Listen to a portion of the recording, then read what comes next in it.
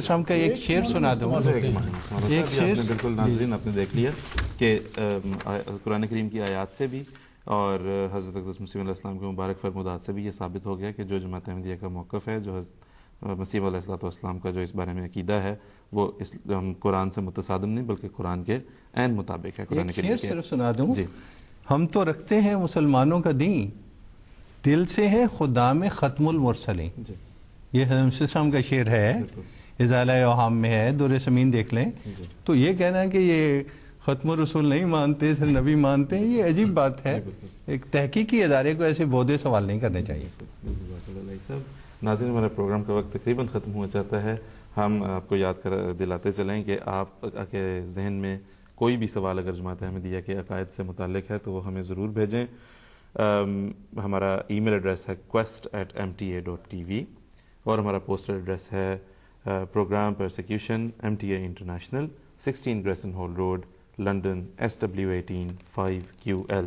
اور اگر آپ ٹیلی فون کر کے اپنا سوال ریکارڈ کروانا چاہتے ہیں تو اس کے لیے ہمارا ٹیلی فون نمبر ہے 0044 208875 4277. لیکن اس میں یہ ایک یاد دہانی کہ ہم ایسے سوالات جو جماعت احمدیہ کے بنیادی عقائد سے تعلق رکھتے ہیں، بالخصوص ایسے سوالات جو جماعت احمدیہ کی ان تعلیمات سے متعلق ہیں جن کا غلط پروپیگنڈا کر کے غلط لوگوں تک تاثر جو ہے وہ پہنچایا گیا ہے، ایسے سوالات ہم سے ضرور پوچھیں آپ، یا جماعت کے بنیادی عقائد کے بارے میں کوئی بھی سوال. ایک ہمارے پاس ابھی 2-3 منٹ ہیں. میں سمجھتا ہوں کہ یہ اچھا موقع ہے کہ یہ پوچھ لیا جائے. ربیع الاول کا مہینہ بھی ہے جو کہ رسول اللہ صلی اللہ علیہ وسلم کی ولادت کا مہینہ ہے. آج کل ایک بڑا ہاٹ ایشو جو ڈسکس ہو رہا ہے ہمارے دوسرے غیر از جماعت ٹیلی ویژن چینلز کے اوپر، وہ یہ ہے میلاد النبی کو منانا یا نہ منانا. اکثریت تو اسی بات پہ بولتے ہیں کہ ضرور منایا جانا چاہیے، اور وہ یہ کہتے ہیں کہ یہ جو نہیں کہ مناتے وہ گویا بڑا کوئی غیر اسلامی گناہ، اس کو کسی گناہ کا مرتکب ہوتے ہیں، وہ ایک غیر اسلامی حرکت کرتے ہیں. اور یہ ہے کہ جماعت احمدیہ پر بھی یہ اعتراض کیا جاتا ہے کہ یہ جشن میلاد النبی نہیں مناتے.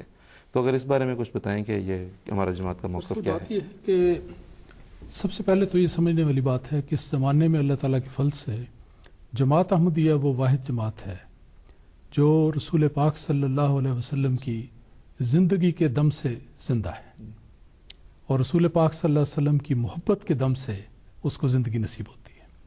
اور حقیقت یہ ہے کہ جتنی محبت، جتنا ایمان، جتنا یقین اور جتنی والہانہ محبت رسول پاک صلی اللہ علیہ وسلم سے ایک احمدی رکھتا ہے، اس کی مثال آپ کو حقیقت میں دنیا میں کسی اور جگہ نہیں ملے گی. دعوے بڑے مل سکتے ہیں، لیکن جہاں رسول پاک صلی اللہ علیہ وسلم کی عزت اور حرمت کو دفاع کا سوال ہے، اس کی خاطر مارے کھانے کا سوال ہے، ان کی خاطر جیلوں میں جانے کا سوال ہے، یہ قربانی اور بڑے اعزاز کے ساتھ دینے کا جو فخر ہے یہ جماعت احمدیہ کو حاصل ہے.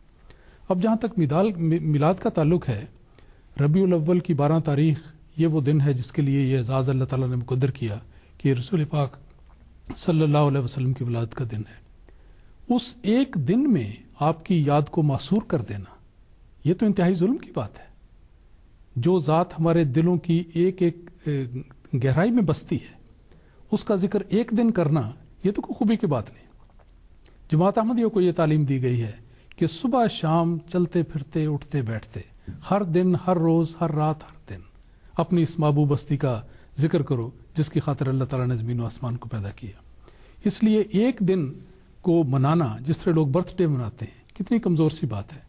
سوال پیدا ہوتا ہے کہ حضرت صلی اللہ علیہ وسلم نے اپنی زندگی میں اپنا برتھ ڈے منایا؟ کیا آپ کے صحابہ نے یہ دن منایا؟ کیا آپ کے خلفاء نے یہ دن منایا؟ کیا قرون اولیٰ کے مسلمانوں میں یہ چیز چلی؟ بعد کے زمانوں میں یہ کوئی رسمیں چلی؟ کسی نے یہ اس طرح دن نہیں منایا.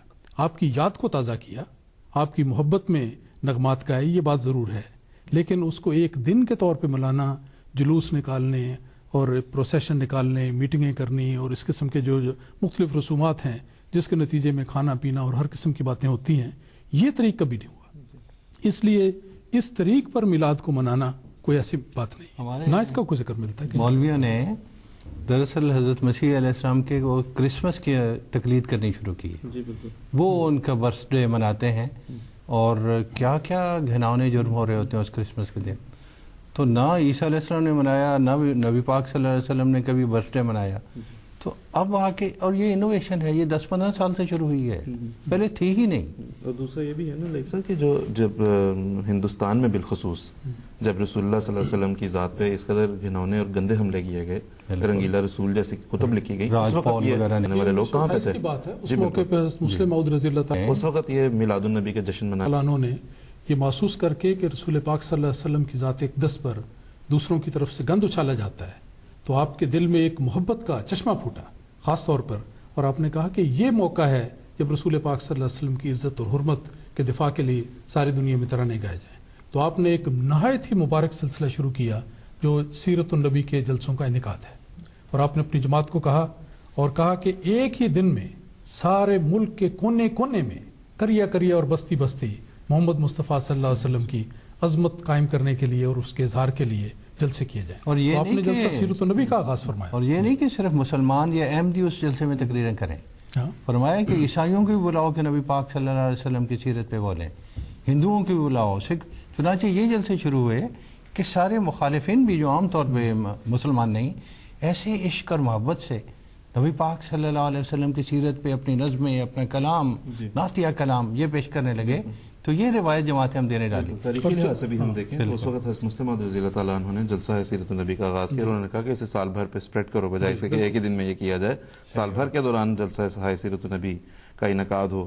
اور پھر جماعت احمدیہ میں یہ طریق جاری ہے کہ یہ ایک دن کو یاد نہیں ہے بلکہ ہر دن کی یاد ہے، اس لیے سال کے ہر دور میں ہوتا ہے. اس دور میں ہم دیکھتے ہیں کہ اس دور میں جب ادھر مغربی اخبارات میں اور میڈیا میں رسول اللہ صلی اللہ علیہ وسلم کی ذات بابرکات کے اوپر کیچڑ اچھالنے کی کوشش کی گئی، تو تب یہ جشن عید میلاد النبی منانے والے ٹائر جلا رہے تھے سڑکوں پہ.